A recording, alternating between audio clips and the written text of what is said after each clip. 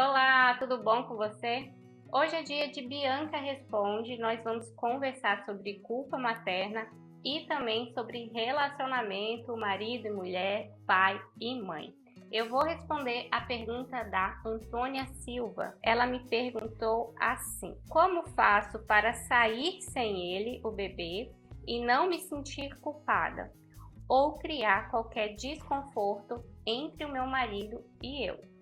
Bom, ela não explicou muito o contexto do porquê que esse marido teria esse desconforto com essa saída dela, mas eu vou tentar aí pensar em algumas possibilidades. Espero de verdade responder a Antônia e a todas que têm essa dúvida. Toca a vinheta!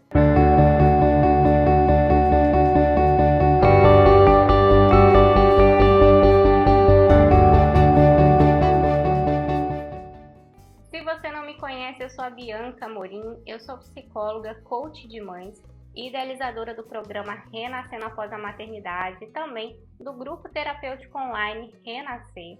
Sou mãe do Davi e do Lucas, esposa do André, e estou aqui hoje para conversar então sobre a tal da culpa materna e também sobre como esses maridos podem encarar essa ausência da mãe em alguns momentos.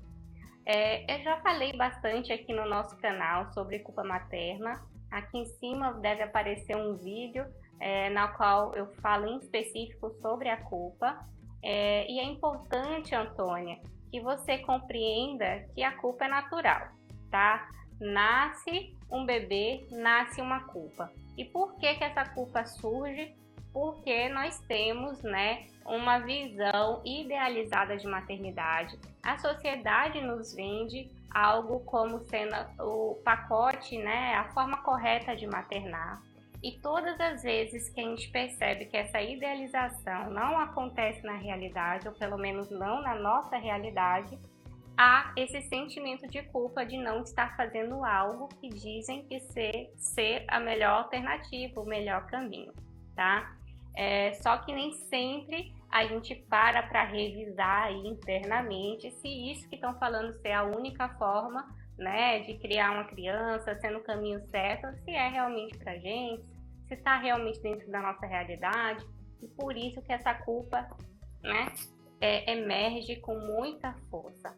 Quando você me fala de sentir culpa por ter que sair, eu venho imediatamente te lembrar que sim, você é a maior responsável pela essa criança junto com seu esposo. E aí lembrando que pai e mãe são tão responsáveis, quanto por aquela criança, não existe uma responsabilidade maior.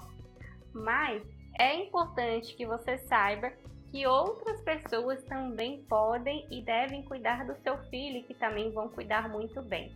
A gente tem essa mania de achar que a gente é onipotente na vida daquela criança, que só a gente vai conseguir cuidar da melhor forma daquele ser, quando na verdade não é bem por aí.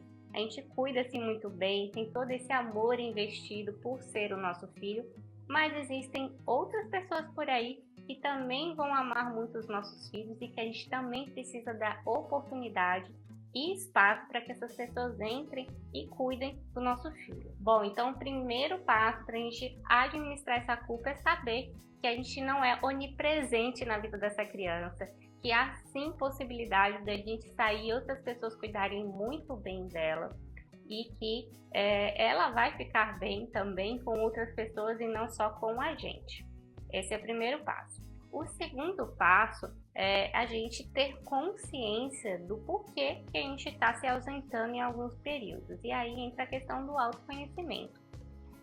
A gente sabe que mãe que fica 100% do tempo grudada na criança e não está bem com isso, que ela passa todos esses sentimentos confusos de tristeza, de depressão, de raiva para essa criança. E a gente não deseja isso. Por quê? Por que ela passa? É importante também relembrar. Mãe e bebê vivem uma fusão emocional até mais ou menos 2 anos de vida. E tudo que essa mãe sente é sentido também por essa criança e de alguma forma vai se manifestar. Então, se essa mãe está mal, se essa mãe está triste, se essa mãe está cansada, está exausta, está ali grudada 100% do seu tempo com essa criança, ela também vai sentir aquilo e não é isso que a gente deseja. A partir do momento que a gente compreende que essa mãe se ausentar por alguns momentos vai fazer um bem para ela, vai fazer com que ela, né, faça algo de bom para si, que ela desestresse, que ela lembre que ela também é um ser individual e que ela vai ficar bem com isso, a gente compreende que essa criança também vai ser beneficiada com isso. Então, mãe estando bem, essa criança também estará bem. E entender isso é muito importante também para não se sentir culpada quando precisa sair, seja lá qual for o motivo. Você não colocou, também não me interessa saber o motivo da sua ausência, seja para trabalhar, seja para fazer uma atividade de hobby, seja para cuidar de si, cuidar da sua beleza, ir no médico, seja para fazer coisas burocráticas. Se essas coisas que você precisa fazer sozinha estão te fazendo bem, você fará bem para sua criança, tá? Bom, e aí a terceira questão que a gente precisa conversar da culpa é a questão da autoconsciência, do saber por que está saindo e também da responsabilidade. Ser mãe não nos tira da nossa realidade. Muitas vezes a gente precisa continuar fazendo coisas que às vezes a gente não gostaria de fazer. Por exemplo, voltar a trabalhar se você não gostava do seu trabalho.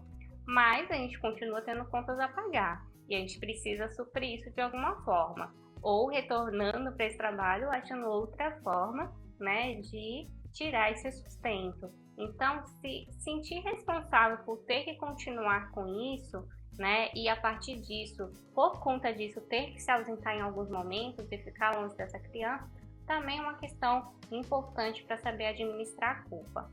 E eu não sei muito bem por que, né, poderia gerar esse desconforto com o seu marido, essas ausências, talvez pela não saber, né, que sim, a mãe tem a sua necessidade de voltar à sua individualidade. Talvez esses desconfortos sejam criados por essa criança chorar quando você sai ou não ficar tão bem nos primeiros momentos. E aí cabe aqui fazer um parêntese grande e para te explicar, para quem sabe você possa explicar a ele, de que sim, a criança chora, principalmente nas primeiras vezes que a gente sai e deixa com outro cuidador, né? E que esse choro é um choro necessário, né, para o crescimento dessa criança enquanto um ser que vai muitas vezes se frustrar. Então, o que eu observo são muitas mães que não saem de casa justamente para não ter que escutar esse choro, só que esse choro é pela falta da mãe e a falta da mãe é um dos primeiros passos para essa criança aprender a lidar com falta e frustrações. Nós sabemos que isso é um aprendizado valiosíssimo. A gente não tem tudo que a gente deseja na nossa vida e a gente se frustra ao longo aí de toda a nossa existência.